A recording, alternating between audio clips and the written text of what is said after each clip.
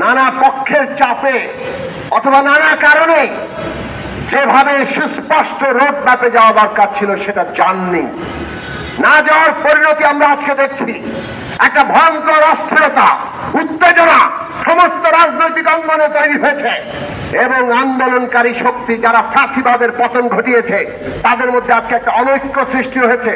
পরস্পর মুখোমুখি অবস্থা তৈরি হয়ে অবস্থায় যেতে হলে জনগণকে সাথে নিতে হবে। নির্বাচন সে কারণে এই রাজনৈতিক সংস্কার এবং উত্তরণের গুরুত্বপূর্ণ অংশ। আমরা বারবার বলেছি নির্বাচন আর সংস্কারকে মুখোমুখি করবেন না। বিচার, সংস্কার, নির্বাচন এগুলো কোনো পরস্পর মুখোমুখি বিষয় নয়। তিন বিষয় একসাথে যাবে। তিনটার পরিষ্কার রূপরেখা আমরা দেখতে চাই। জনগণ দৃশ্যমান বিচার অগ্রগতি দেখতে চায়। জনগণ দেখতে চায় সংস্কার প্রশ্নে কোন বিষয়ে ঐক্যমত তৈরি হয়েছে আর কোন বিষয়গুলো এখনো দ্বিমত আছে। ঐক্যমত্য জাতীয় সনদ হবে, দ্বিমত নির্বাচনের ম্যানিফেস্টো আকারে যাবে। নির্বাচন হবে আগামী সংসদ নির্বাচন যাতে জনগণের ম্যান্ডেট দিয়ে সংবিধানকে টেকসইভাবে বদলাতে পারে।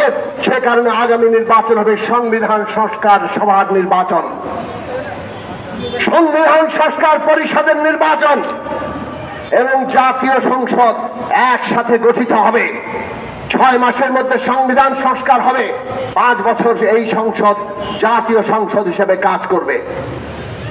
আমাদের এই পথ পদ্ধতি আমরা একটা ঐকমত্যের জায়গায় আসতে পারি। সরকারের কাজ এটাকে এগিয়ে নিয়ে যাওয়া, কোন বিশেষ দলকে বিশেষ সুবিধা কিংবা পক্ষপাত করা নয়। আজকে যদি সরকার দৃঢ়তার সাথে নিজেদের অবস্থান ঘোষণা করে তাহলে এই মানুষের মধ্যে ঐক্যের জায়গা ফিরে আসবে, রাজনৈতিক স্থিতিশীলতা ফিরে আসবে। আমরা দেশের সমস্ত রাজনৈতিক দল, দেশের সমস্ত শ্রেণী পেশা সংগঠন, সিভিল সোসাইটি, রাষ্ট্রের বিভিন্ন প্রতিষ্ঠানের কর্তা ব্যক্তিরা সবার কাছে আমরা আহ্বান জানাই, আসুন ন্যূনতম জাতীয় ঐক্যমত্য রেখে সংস্কার প্রক্রিয়ার মধ্য দিয়ে একটি গণতান্ত্রিক নির্বাচনের মধ্য দিয়ে আমরা নতুন বাংলাদেশ, গণতান্ত্রিক রাজনৈতিক বন্দোবস্তের বাংলাদেশ প্রতিষ্ঠা করি এবং সেই প্রক্রিয়ায় দেশের শ্রমিক, কৃষক, মেহনতি সহ ছাত্র, যুব, নারী, দেশের সমস্ত জাতি, সমস্ত লিঙ্গীয় পরিচয়, ধর্মীয় পরিচয়ের মানুষ নাগরিক হিসেবে এই দেশে মর্যাদা নিয়ে এই সমস্ত প্রক্রিয়ার অংশীদার হবে, সেই রাজনীতির সূচনা করি। জনগণের ঐক্য যদি হয় এই স্বপ্ন বাস্তবায়িত হবে। শহীদের স্বপ্নকে বাস্তবায়িত করা এই মুহূর্তে আমাদের প্রত্যেকের কাজ, আমাদের কর্তব্য। আসুন সেই কর্তব্যে আমরা ঐক্যবদ্ধ হই।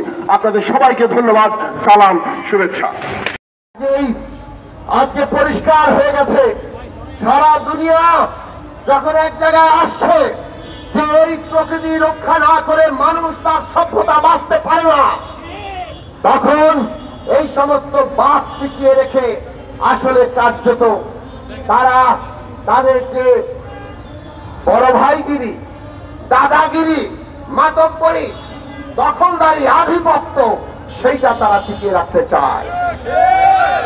বাংলাদেশে একের পর এক সরকার এসছে, বিশেষত গত 15 বছর ধরে শেখ হাসিনার সরকার, তারা নিজেদের গদির বদলে বাংলাদেশের সকল স্বার্থ জলাঞ্জলি দিয়েছে। বিশেষভাবে তারা নিজেরাই বলেছে ভারতকে এত দিয়েছি চিরকাল মনে রাখবে, কিন্তু বাংলাদেশের জন্য কি এনেছেন? শেখ হাসিনার গদি। সেই গদি এইবার মানুষ উল্টে দিয়েছে এবং কাজেই ভারতের আধিপত্যকে উল্টে দেওয়া হবে। ভারতকে আমরা পরিষ্কার করে বলেছি আগেও, এই দেশের জনগণের সাথে বন্ধুত্ব করেন, আর বন্ধুত্ব যদি চান, সত্যিকার অর্থে করতে চান, তাহলে সমতার মর্যাদার ভিত্তিতে করেন। কারো অধিকার হরণ করে বন্ধুত্ব হয় না, সেইটাকে দাসত্ব বলে। যে আমাদের অধিকার হরণ করছে, আমাদের প্রতি মুহূর্তে ঠকাচ্ছে, তাদেরকে যদি আমরা বন্ধু ভাবি তাহলে আসলে আমাদের শারীরিক ভাবেই আমরা কেবল দাস নই, মানসিক ভাবে আমরা দাস। দাসত্বের যুগ শেষ হয়েছে।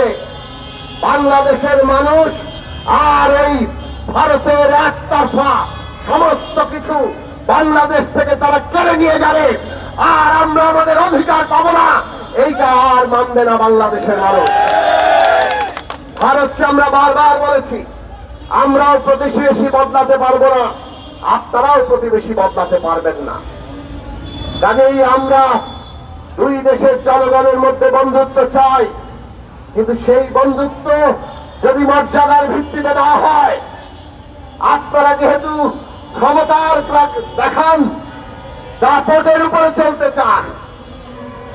আমরা তো দেখেছি আপনারা এইবার পাকিস্তানের সাথে যুদ্ধ খেলায় আমরা দেখলাম আপনারা সিন্ধু নদীর পানি বন্ধ করে দেওয়ার হুমকি দিয়েছিলেন, পারেন নাই। এত বছরও পাকিস্তানের সাথে এত যুদ্ধ, সিন্ধু নদীর পানি বন্ধ করতে পারেন নাই, কারণ ক্ষমতার দাপটে ওইখানে আপনারা দাপটে জিতে যেতে পারেন না। বাংলাদেশের উপর ছড়ি ঘোরান। আমরা বাংলাদেশের মানুষ অভ্যুত্থান করেছি একটা নতুন যাত্রার জন্য।